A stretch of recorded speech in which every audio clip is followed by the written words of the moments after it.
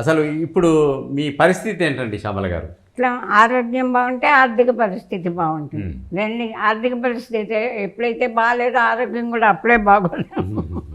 అదే లింకు. మీరు జర్నలిస్టులు మాత్రం తెలుసుకోవాలి, మేము ఆర్టిస్టులు మాకు తెలుసు. ఆర్థిక పరిస్థితి బాగుంటే ఆరోగ్యానికి ఏముంది, అపోలో హాస్పిటల్లో వెళ్ళి చక్కగా రామచరణ్ గారికి మాట్లాడి అక్కడ జాయిన్ అయ్యి 4 రోజుల నుంచి బ్రహ్మాండంగా తయారైపోను అంటే ఆర్థిక పరిస్థితి బాగాలేదు. ఆర్థిక పరిస్థితి బాగాలేదు కాబట్టి ఆరోగ్యం బాగాలేదు. మీకు నేను ఆర్టిస్ట్గా ఇట్టుగా మాట్లాడతాను, మరి నా పుటకలతో వచ్చింది పోదు. ఇంకా ఆరోగ్యం అంటే దేవుడు, మీరు ఫస్ట్ ప్రసాద్ గారు మిమ్మల్ని నేను ఏనాడు మర్చిపోలేదు, మర్చిపోను కూడా. మీ ఫోన్ నెంబర్ తెలియక మీకు నేను ఫోన్ చేయలేదు. నేను ఫస్ట్ మీరు నాకు ఆ ఇంటర్వ్యూ చేశారు, ఇది లాస్ట్ ఇంటర్వ్యూ. అట్లే కాదు, మీరు కోలుకోవాలి, ఇంకా కోలుకొని ఇంకా ఎలవాలి. ఇప్పటికే దేవుడు నా జాతకం తిరగ రాశాడు. నేను దుర్గాదేవిని ధ్యానం చేస్తాను, ఆ తల్లిదే మా అమ్మాయి అదృష్టాన్ని పట్టుకున్నాను. కాదు, సడన్గా ఉండి నాకు పడిపోయాను. హాస్పిటల్కి తీసుకెళ్తే హార్ట్లో 3 హోల్స్ పడ్డాయి అన్నారు. పార్కిన్సన్స్, ఇదిగో చెయ్యి వణుకుతాం చూసారా, తలకి షూటింగ్లో కొట్టారు ఒక అతను, అది తలకి తగిలింది. ఎందుకు కొట్టారు? అదేదో దొంగోళ్ళు వచ్చి ఇక్కడ రబ్బర్ బ్యాండ్ ఏదో పెట్టి స్పాంజిది పెట్టి కొట్టదా అని జూనియర్ ఆర్టిస్ట్ 100 రూపాయలకు వస్తాడు కదా అని పెట్టాడు ఆ డైరెక్టర్. వాడు నిజం జీవించేశాడు. వీళ్ళు కూడా నిజం ఇనప కర్ర ఇచ్చారు. ఆ రోజు నుంచి తలలో ఏదో ఇప్పుడు కూడా కాసేపు మాట్లాడితే కాసేపు 2 సార్లు పడ్డాను ఇంటి దగ్గర. దానివల్ల ఈ పార్కింగ్ సెన్స్ వచ్చింది, బ్రెయిన్లో ఇది ఉంది. కిడ్నీ 2 కిడ్నీలు నేను చూపించుకోలేదు. మన షూటింగ్ వల్ల ఏమీ లేదా మీకు దెబ్బ అసలు దెబ్బ తగిలి దిమ్మ తిరిగిపోయి వెంటనే షూటింగ్ స్టార్ట్ చేశాడు. అందరు నిలబడిపోయాడు, పట్టించుకునే లేదు. మరి మీకు దెబ్బ తగిలింది కదా, ఏమన్నా ఇవ్వాలి కదా వాళ్ళు. తీసుకెళ్ళి చూపించారు, ఈటీవీ సీరియల్ హాస్పిటల్ తీసుకెళ్ళి 400 అయింది, కట్టించారు. అప్పటికి ఇంత పెద్ద లోపల తగిలిందని తెలియదు వాళ్ళకు కూడా. సరే, అది ఎప్పుడో జరిగింది లేని. ఇప్పుడు అవన్నీ కలిసి వచ్చినాయి. ఇప్పుడు పడిపోయాక డాక్టర్లు ఏం చెప్పారంటే, ఇదిగో ఫైల్స్ ఉన్నాయి, అన్నీ ఉన్నాయి.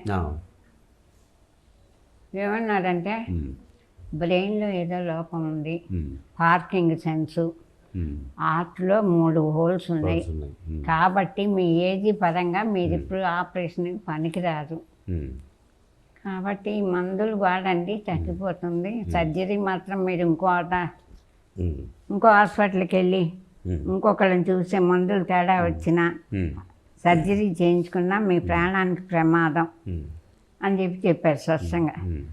దాంతో నాకు మైండ్ లేదు. నేను 1 నెల రోజుల వరకు నేను ఉన్నానా లేదా అని నాకు తెలియదు. భగవంతుడు సాక్షిగా, భగవంతుడు ఉన్నాడు, చచ్చిపోయినాడు అనుకోకండి. మొన్న కోరమండల్ ఎక్స్ప్రెస్ 3 రైళ్ళు యాక్సిడెంట్ అయిపోయింది కదా, అందులో దేవుళ్ళందరూ పడి చచ్చిపోయారని అనుకోకండి. ఉన్నాడు దేవుళ్ళు, బతికే ఉన్నాడు. అందువల్ల దేవుళ్ళు దయ వల్ల నా బిడ్డ అదృష్టం వల్ల నేను ఆ మందులు వాడుతున్నాను. నెలకు 10,000. చిరంజీవి గారు హెల్ప్ చేశారు, ఒక 3 లక్షలు వాళ్ళ అమ్మాయికి ఇచ్చి 2 లక్షలు పంపించారు ఒకసారి. మాలో మెంబర్షిప్ కట్టించారు 1 లాక్. వారికి ఎప్పుడు కృతజ్ఞత జరుగుతాయి. కానీ తర్వాత రూమర్స్ బోల్డ్ అని పవన్ కళ్యాణ్ గారికి తెలిస్తే తప్పకుండా నాకు ఇంత దీనస్థితి ఉండేది కాదు. ఆయనకి సుస్వాగతంలో చేసినప్పుడు ఎలా ఉన్నారో, గబ్బర్ సింగ్ అప్పుడు చూసినప్పుడు కూడా అలాగే ఉన్నారు. గబ్బర్ సింగ్లో చేసావా నువ్వు? చెయ్యలే, నేను క్యారెక్టర్ అడుగుదామని వెళ్ళి అప్పుడు కూడా ఎప్పుడు దేవుళ్ళ ఆర్టిస్ట్గా పుట్టించాడు, అనాథగా పుట్టించాడు. ఆర్థికంగా బాగలేని అన్నీ ఆర్టిస్టులు అంత అల్ప సంతోషులు లేరు. అమ్మాయి ఎంత బాగా చేశారు క్యారెక్టర్ అంటే నేనే గంగ చేశాను అనుకుంటే సంతోషం అవుతుంది. అదిగో మీ చాక్లెట్ తీసుకొని ప్రసాద్ గారు వచ్చి ఇచ్చే మన క్యారెక్టర్ గోళీమాటలో నా డైలాగ్ అందరి సెల్లులో ఉన్నాయి. ఇప్పుడు యువకుల సెల్లులో మీలాంటి ఏజ్డ్ వాళ్ళు, యూత్ అడగాలని మా దగ్గర కూడా ఉందిలే. అయితే ఆర్టిస్ట్గా సంతోషం. అవును. ఎప్పుడన్నా మరీ ప్రాణం పోతుంది అన్నప్పుడు నన్ను మేడం మాకు హీరోయిన్ అక్కర్లేదు మీతో ఒక్క సెల్ఫీ చూద్దాం అంటే ఇలా ఉంటాం. పొంగిపోతారు. పొంగిపోవటం కాదు, ఇప్పుడు పిల్లలు ఏదైనా క్యారెక్టర్ ఇచ్చి ఎట్లా చేస్తాను చూతురు కానీ అనే తత్వం ఆర్టిస్ట్. నిజమైన ఆర్టిస్టులకి ఆ బలం ఇస్తాడు భగవంతుడు. కానీ ఇంత అనార్థం చేసి ఇలా ఆడుకోవటం దేవుడా నీకు న్యాయం కాదు. ఆర్టిస్ట్గా పుట్టించి అనాథగా పుట్టించి ఆడదానిగా పుట్టించి అండదండ లేకుండా చేసి ఇలా జాతకాలు తిరగదాసి ఇలా ఆడుకుని దీన్ని దాన్ని చేస్తావా నాయన. ఏం ఎరగని పసిపిల్ల నా ప్రాణం. నాకు ఒక కళ వచ్చింది, అన్నీ జరుగుతాయి. కోరమండల ఎక్స్ప్రెస్ యాక్సిడెంట్ కూడా జరిగి కళ వచ్చింది. దుర్గాదేవి నమ్మండి నమ్మకండి. నేను చచ్చిపోయాక నా బిడ్డను అందరూ లాగి పారేసేస్తారు రోడ్డు మీదకి. కూర్చొని బట్టలు లేకుండా చిరిగిపోయి ఏడుస్తున్నట్టు కళ వచ్చింది.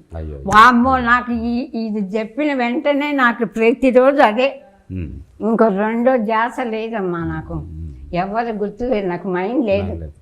ఎవరు మా వాళ్ళు కళ్యాణి గారు ఇక్కడ నుంచి మాకు ఫోన్ చేయొద్దు, చేసుకుంటావా ఆపరేషన్ చేసుకో 2 లక్షలు ఇస్తాం, నువ్వు చస్తే మీ అమ్మాయికి ఇస్తాం, చేయించుకోవా నీకు నాకు తెలుగు ఇంకెప్పుడు మాకు చేయకు అని చెప్పిపోయింది. ఆవిడ వెళ్ళి వాళ్ళకి ఏమని చెప్పిందో నాకైతే తెలియదు. మంచు విష్ణు గారు అంటే ఆయన నేను ఎర్రబస్సు సినిమాలో చేశాను దాసనారాయణరావు గారితో. ఎర్రబస్సు సినిమాలో అప్పుడు బాగా మాట్లాడేవారు గర్వం లేకుండా. మోహన్ బాబు గారికి కూడా నేనంటే చాలా అభిమానం. మహిళా వాళ్ళని బుక్కులు కొన్నారు. మరి ఏమో ఒక్కళ్ళు అమ్మాయి ఎలా ఉన్నావని ఈ సంవత్సర కాలంలో అడిగితే ఒట్టు. సరే నాకు నిజంగా గర్వం అహంకారం కాదు, నాకు తెలీదు.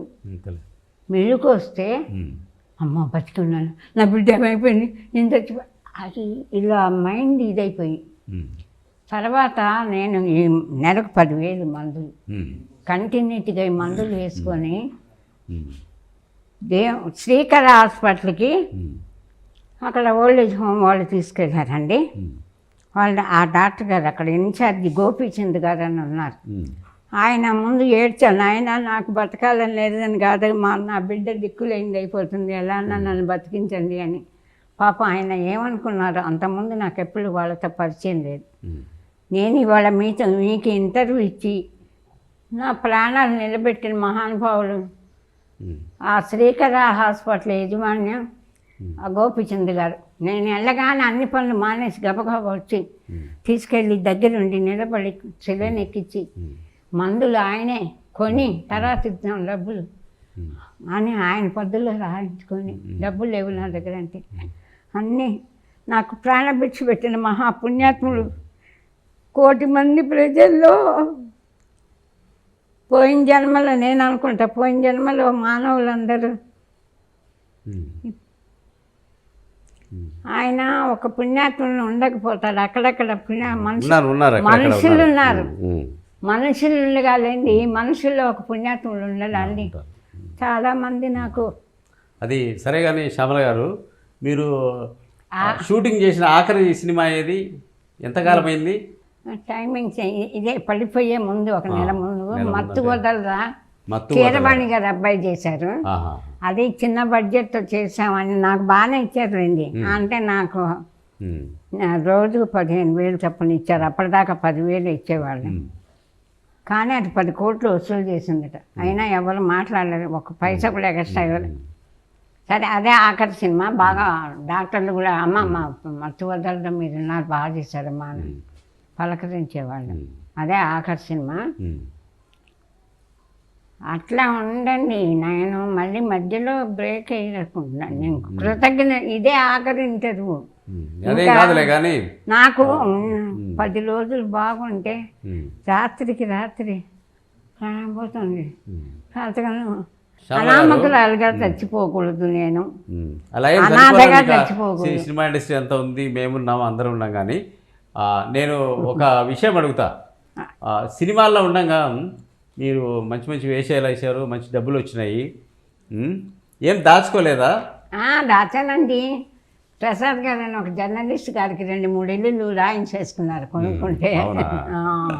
వాళ్ళు అవి ఇమ్మంటే ఇవ్వట్లేదు. ఇప్పుడు నేను రంగస్థల నటిని, రంగస్థలని 30 ఏళ్ళు వైజాగ్లో పావలా శ్యామల అని ఎందుకు వచ్చిందంటే ఆ పావలా నాటికలో నాటకంలో. ఆంధ్రదేశం అంతటా కాంపిటీషన్లో 300 సార్లు ఉత్తమ నటిగా వచ్చాయి కూడా నా ప్రైజులు అన్నీ అమ్మేశాను. అమ్మేసుకొని బతికాను. ఆ నిక్నేమ్ పావల నాటికలో వేసిన శ్యామల అని నిక్నేమ్. ఆ పేరు కొద్దే సినిమాల్లో వేషాలు ఇచ్చారు నాకు. ఫస్ట్ మనసంతానం పోయి చేశాను. మనసంతానంలో. అయితే నేను అంటే అందరూ గౌరవంగా చూశారు, డైరెక్టర్లు, ప్రొడ్యూసర్లు అందరూ బాగా అభిమానంగా సీనియర్ ఆర్టిస్ట్ని చూసినట్టే చూశారు. కానీ బాగుపడే వేషాలు ఎవరు ఇవ్వలే నాకు. బతకటానికి అవసరమైన మనం వేసేది నేనా అందగత్తెను కాదు, 4 అడుగులు నల్లగా ఉంటాను. నాకెవరు రిచ్ క్యారెక్టర్ ఇస్తారు, మహేష్ బాబు తల్లి కానీ వాళ్ళగా ఇవ్వరుగా లక్షలకి ఏదో ఇచ్చారు చాలని ఏ క్యారెక్టర్ ఇస్తే ఆ క్యారెక్టర్ చేశాను. అందువల్ల నాకేం మిగులుతాయి చెప్పండి. ఒక నెలలో 2 సినిమాలు చేసి ఒక 20,000 30, అందులో కొంతమంది 50,000 ఇస్తామని 10,000 అడ్వాన్స్ ఇస్తే మళ్ళీ మధ్యలో ఒక 10,000 ఇచ్చే తర్వాత ఇస్తామని వాళ్ళు కొంతమంది ఇవ్వరు. అడిగితే మళ్ళీ పిల్లవరేమో అని భయం. అట్లా ఎవరిని నేను అడిగేదాన్ని కాదు. ఇంకోటి ఏంటంటే నేను రంగస్థలం నుంచి వచ్చాను. రంగస్థలం నాటికి 200, నాటకానికి 300 తీసుకుని వచ్చిన దాన్ని అల్ప సంతోషం. అమ్మో 3,000 ఇచ్చారు చాలే ఇంకేం అడుగుతాం. నేను ఫ్రాంక్గా చెప్తున్నాను. అంతేగాని మీకు మిగిలి పెట్టుకునే అంత డబ్బులు రాలేదు, ఎవరు ఇవ్వలేదు, అన్ని క్యారెట్ నేను చేయలేదు. మీరు జీవితంలో ఎత్తుపల్లాలు చాలా చూశారు. రంగస్థలం మీద మీ మీ నటన చూసి చాలామంది ఇప్పుడున్న పేరు ప్రఖ్యాతులు గాంచిన ఆర్టిస్టులు వచ్చి మీకు పాదాభివందనం కూడా చేశారు. గుర్తుందా మీకు? ఎందుకు లేదు, నేను అదే అప్పుడప్పుడు ఏమంటానంటే గుంటూరులో ఎల్వీఆర్ క్లబ్ అని ఒకటి ఉంది. అక్కడ పెద్ద పెద్ద వాళ్ళు ఇంతంతరా ఉంటారు, ₹1,00,000 విసిరేస్తారు ప్యాకెట్. వాళ్ళు నాకు సన్మానం చేశారు నాటక కళా పరిషత్ పెట్టి. వేసంకాలం బుట్టలతో మల్లెపూలు తెచ్చి నేను ఎప్పుడు మర్చిపోను. నాకు ఎప్పుడైనా దుఃఖం వస్తే ఇవి గుర్తు చేసుకుంటాను. అందరూ పువ్వులు కాళ్ళకేసి వంగి దండం పెట్టారు. పెద్ద పెద్ద వాళ్ళందరూ నమస్కారాలు పెట్టారు. అప్పుడు అందరూ నా కాళ్ళకి నమస్కారం చేశారు. ఇప్పుడు నేను అందరి కాళ్ళకి నమస్కారం చేసిన ఆయన నన్ను కాపాడని అంటున్నాను. భగవంతుడు ఎంత దయ లేకుండా నా బతికిలా రాశారని నేను చెప్తున్నాను అందరికి. ఇప్పుడు కూడా అదే మాట. సరే, ఇప్పుడు అంటే ఇప్పుడు సినిమా ఇండస్ట్రీలో ఉండే కష్టాలు పడుతున్న వాళ్ళకు మీరు ఇచ్చే సందేశం మీ జీవితానుభవంతో. నేను అంత సందేశాలు కాదు కానీ సినిమా నేను చిన్న చిన్న క్యారెక్టర్ చేసిన మా అమ్మాయి కాలు విరిగి నాకు హెల్త్ బాగాలేదని తెలిసినప్పుడు ప్రొడ్యూసర్స్ వాళ్ళు శివనాగేశ్వరరావు గారితో నేను 2 సార్లు అడిగా క్యారెక్టర్ ఇమ్మని. నేను చెయ్యలే, కానీ నాకు ప్రాబ్లంలో ఉన్నానని తెలిసి ఆయన ఎవరో ఫ్రెండ్కి ఫోన్ చేసి మెట్టానికి 50,000 తెప్పించి ఇచ్చారు. అలాగా రంగారావు గారు ఎవరో డైరెక్టర్ పేరు సరికి ఆయన 40,000, 5-6 ప్రొడ్యూసర్స్ 20,000, 25,000, 30,000 అకౌంట్లో వేశారు, ఇచ్చారు. ఆ డబ్బులన్నీ ఉండబట్టే నేను గండం నుంచి బయటపడి ఇంతవరకు బతికాను. వాళ్ళకి ఎప్పటికీ రుణపడి ఉంటాను. ఉన్నారు, మంచి ప్రొడ్యూసర్స్ ఉన్నారు, మంచి నిర్మాతలు ఉన్నారు, మంచి డైరెక్టర్లు ఉన్నారు, నన్ను బాగానే చూశారు. నా దురదృష్టం అయితే జర్నలిస్ట్ మాట చెప్పడం వల్ల ఆయన ఇంటర్వ్యూ ఇస్తూ వాళ్ళ ముక్కు పోగు పెట్టుకొని అసహ్యంగా ఉంటుంది నల్లగా. వాళ్ళ దురాశ డబ్బు సంపాదించాలని అందరి దగ్గరికి వెళ్ళి సాయం చేయమని అడుగుతుంది. 10,000 చాలా బాగా ఒక మనిషి బతకటానికి. సీఎం అంతటి వాడు డబుల్ బెడ్రూమ్ ఇస్తాను నాకు ఇవ్వడా, ఎప్పుడప్పుడు ఇస్తాడు. దురాశ కొద్ది సావిత్రి కనుక అడిగితే మనిషికి ₹1 ఇచ్చిన కోటి అయ్యేవి. ఆవిడ అడగలేదు ఎవరిని. ఇవిడ బజార్ని పడి అందరినీ అడుక్కుంటోంది అని చెప్పి ఇంటర్వ్యూ ఇచ్చాడు. అది పావలసం బాగా అసహ్యంగా ఉంటుంది. ముక్కుకి ఇంత పోగు పట్టుకొని మాస్ కారట్లు. ఆర్టిస్టులకి అందం ఏంటి అని నేను అడగగలను. నీకేదైనా అనుమానం ఉంటే నాకు ఫోన్ చేసి ఏంటమ్మా ఎందుకు ఇట్లా చేస్తున్నావు అని నన్ను అడగాలి. నా నెంబర్ తెలుసు కదా. అంత పెద్ద పదవిలో ఉన్నవాళ్ళు మీరు జర్నలిస్టులు, మీరు చేసే చీప్ క్వాలిటీ పని కంటే నేనే. మొన్న రమాప్రభ గారు ఇంటర్వ్యూ ఇస్తూ వాళ్ళు ఎవరో రాశారు మీడియా వాళ్ళు, అడుక్కుంటున్నారు అందరినీ, అడుక్కొని బతుకుతున్నారు. అడుక్కున్నాను రా, నా ఇష్టం, నాకు వేస్తున్నారు, నేను అడుక్కుంటున్నాను. నువ్వు కూడా అడుక్కో, నీకు ఎవరైనా వేస్తారేమో. నా అడుక్కోవటంతో నీకెందుకు అని ఇచ్చింది బట్టిగా. అట్లా బతికే వాళ్ళే బతుకుతారు. అది తప్పు కదండి. నేను గుర్తొచ్చినప్పుడల్లా ఎందుకు నేను అట్లాంటివి, అది తప్పు కదా. చేతనైతే సహాయం చేయండి, చేత కాదు మౌనంగా ఉండండి. ఒక పెద్దవాళ్ళు చెప్తారు వెనక, నేను ఇప్పుడు కూడా చెబుతాను ప్రసాద్ గారు, ఎవరైనా సరే హత్య చేస్తే వచ్చే మహాపాతకం కంటే ఒక మనసు బాధ పెడితే 100 హత్యలు చేస్తే ఎంత పాతకం అంత పాతకం అంట. పెద్దదాన్ని బ్రాహ్మణ స్త్రీని నేనే అల్లర్చిల్లరిగా బతికితే ఒకళ్ళు సహాయపడగలసిన అవసరమే లేదు. అక్కడ నాటక రంగంలో 30 సంవత్సరాలు, ఇక్కడే 25 సంవత్సరాలు సినిమా ఫీల్డ్కి వచ్చి మొత్తం 50 ఏళ్ళ సర్వీస్ ఉంది నాకు ఆర్టిస్ట్గా. నేను అనామకురాలుగా నా బిడ్డని పోషించుకోలేక అందరినీ అడుక్కొని ఇక అడగలేక సిగ్గేసింది. చీ, ఎందుకు ఇట్లాంటి మాటలు పతకూడదు. నేను మందులు వేసుకోవటం 4 రోజులు మానేస్తే దేవుడు తీసిపోతాడు. అట్లా ఉంది నా పరిస్థితి. ప్రమాదం అంచులో, చావులో, ఏ క్షణంలో, ఏ వారంలో, ఏ రోజుల్లో నా ప్రాణం పోతుందో తెలియదు. అయినా నా బిడ్డ నేను చేయను. నా బిడ్డ ఏమవుతుంది? కాళ్ళు కూడా పుట్టించినాక దేవుడు ఆయనే అన్ని రాసి పెట్టి ఉంటాడు. ఏమైందంటే ఈ అమ్మాయికి రోజుకు 1000 రూపాయలు ఇచ్చి పీజీ తెరిపింది. ఇంకో 2 నెలలు చేస్తే నడుస్తుంది అన్నారు. ఆ టైంలో కరోనా వచ్చింది. ఆ కరోనా ఆ డాక్టర్ వచ్చి తిరిగి వస్తారు కదా, మాకెక్కడ అంటుకుంటుందో కరోనా, నన్ను తీసుకెళ్ళి ఆసుపత్రిలో పడేస్తే ఆ పిల్ల ఏమవ్వాలా, ఆ పిల్లకి అంటుకుంటే నేనేమవ్వాలా అని భయంతో అది ఆఫ్ చేసాం. ఆ తర్వాత నెలకు 2 నెలలకు నాకు వచ్చింది. నాకు ఇలా వచ్చాక మా అమ్మాయి ఇక శుభ్రంగా బాకర పట్టుకొని నడిచేది. అలాంటిది కాళ్ళు చచ్చిపోయిపోయినాయి ఇప్పుడు అమ్మాయి భయంతో. అమ్మాయి అయింది, అమ్మ చచ్చిపోతుండేవాడు. ఇప్పుడు నాకు ఆధారం ప్రజెంట్గా డాక్టర్లు corona Srikar hospital incharge Gopichand garu నాకు ఎంత ఉపకారం చేసి నన్ను బ్రతికించారు. నేను ప్రాణాలతో ఉన్నానంటే ఆయన పాదాలకు నమస్కారం. ఆయన చెప్పిన మాట విన్న ఎండి గారు యాజమాన్యానికి కూడా నమస్కారం.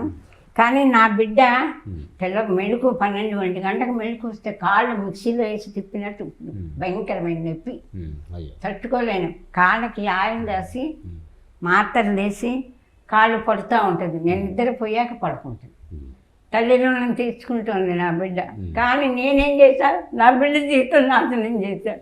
నా బిడ్డకి ఏదారి చూపించలేకపోయా, కనీసం కాళ్ళు కూడా తెప్పించలేకపోయాను.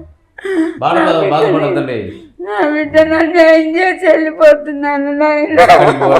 గారు పరిస్థితులన్నీ మీకు అనుకూలిస్తాయి. అందుకే నా బిడ్డని భగవంతుడు నా బిడ్డగా అమ్మ ధైర్యం చేసి ఏదో చేసుకోమ్మా, బతక నీకు తోళ్ళ మధ్యన ఎప్పుడు పెద్ద పిల్లలు నేనుంటేనే నా బిడ్డను ఎవరు చూడాల. నేను పోతే ఇంక నా బిడ్డను ఎవరు చూస్తారు? దేవుడా ఇద్దరిని చంపైన ఆయన చచ్చిపోయే ముందు 50 ఏళ్ళుగా ఆర్టిస్ట్గా బతికి 2500 సార్లు ఉత్తమ నటి ప్రైజులు తీసుకొని ఇప్పుడు అనామకురాలుగా అనాథగా అన్యాయంగా చచ్చిపోవాలి ఆత్మహత్య చేసుకొని. ఇదేనా మీకు న్యాయం? మీ కోర్టు, మీ ఫంక్షన్లు మీకే పుణ్యకాలం వస్తుందా అని ఒక మాట అందరినీ అడిగి చచ్చిపోవాలనుకొని వెళ్ళాను ఛానల్ని. వాళ్ళు తీసుకోలే ఇంటర్వ్యూ. ఎవరిని పిలుద్దామంటే నా దగ్గర మా వాళ్ళు నాకు డైరీ కూడా ఇవ్వలే. ఎవరి ఫోన్ నెంబర్లు నా దగ్గర లేవు. మనం చిరంజీవి గారు చార్చప్పులకి వెళ్ళాను, నెంబర్ అడుగుదాం. రామచంద్ర గారు ఏదో అందరికీ సాయం చేస్తున్నారు. ఆయన 50 ఏళ్ళ నుంచి ఆర్టిస్ట్గా బతికాను. నా బిడ్డ కోసమైనా నేను సిగ్గు శరం ఆత్మాభిమానం ఎవరంతా ఉంది. నా బిడ్డ కోసమే నేను బతకాలనుకుంటున్నా. నా బిడ్డకు చేసిన అన్యాయం ఏంటో నాకు ఇప్పుడు తెలిసింది. ప్రైజుల కోసమని, ఉత్తమ నటి అవార్డుల కోసం కక్కుర్తిపడి నా జీవితం అంతా రంగస్థలానికి దారిపోచారు. నా జీవితం అంతా రంగస్థలానికి దారిపోచారు. ఆ పేరుతో నాకు సినిమాల్లో ఆనందించే అవకాశం వేషాలు ఇచ్చారు. కానీ నేను ఒక ఇల్లు కొనుక్కొని నా బిడ్డని బాగు చేసుకునే అవకాశం నాకు రాలేదు నాకు ఇచ్చే డబ్బులతో. అందుకని నేనేం మిగిల్చుకోలేదు. తెలిసి తెలియకుండా నా మీద ఎందుకు నిందలేస్తారు నాయన? మీకు నమస్కారం. మీకు చచ్చిన పావును ఎందుకు చంపుతారు? నా బిడ్డ కోసం నేను పనిచేస్తున్నాను. ఏడవద్దండి, వచ్చి ఏడిపించినట్టయితే మనం నీళ్ళగా మళ్ళీ మాట్లాడుతుంది కాళ్ళకి అవునండి. అసలు నా బిడ్డ తల్లి రుణం తీర్చుకుంది, కానీ తల్లిగా నేను దాన్ని కష్టాలు పాలు చేశాను. ఏముంది అది అట్లా నేను జీవితం దాని అట్లా జీవితం జరిగింది, దానికి నాశనం ఎవరేం చేశాను. చేయలేరు. దేవుడు నా కాళ్ళు లేకుండా చేశాడు, నిస్సహాయాలు చేశాడు. సరే శ్యామల గారు, మీరుండే ఈ పరిస్థితుల్లో నాకు అర్హత ఎవరి లేదా? నుంచైనా ఆశించడం అనేది తప్పేం కాదు అది. అయితే అనామకురాలుగా చచ్చిపోవాలా? నా కూతుర్ని దాన్ని చంపేసి నేను చచ్చిపోవాలా? నేను చచ్చిపోయాక చచ్చిపోమ్మా అనాలా? మీరే న్యాయం చెప్పండి. నాకు తల్లి ప్రేమ కాదు, ఒక ఆడపిల్ల పట్ల కాళ్ళు లేని పిల్లని చేసి చచ్చిపోతున్నాననే బాధ.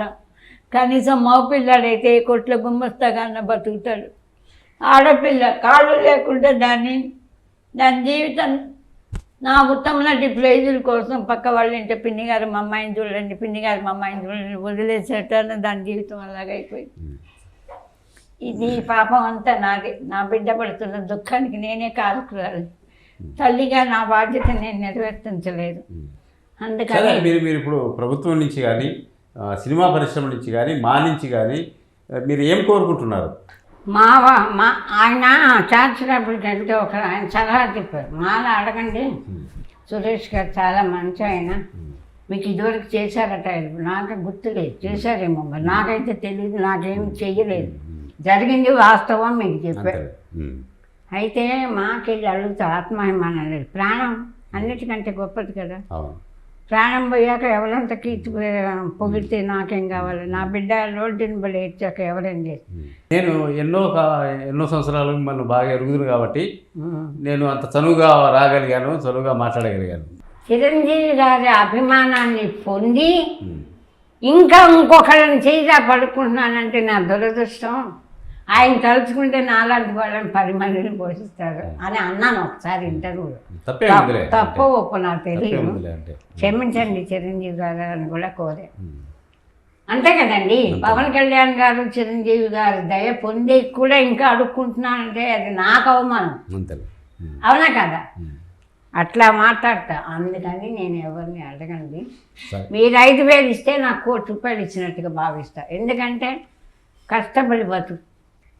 మీరు ఒక జర్నలిస్టులు 100 కోట్లు పెట్టి కారు కొనుక్కోవట్లేదు, 50 కోట్లు పెట్టి ఇల్లు కట్టుకోలేదు, అవునా? వాళ్ళకు ఉన్నది కనుక ఇవ్వలేదు అనుకుంటారు, మీరు ఇవ్వలేదా ఎట్లా అనుకుంటారు? మీరు ఇట్లా వచ్చి ఇంటర్వ్యూ చేయటమే 1,00,000 కోట్లు.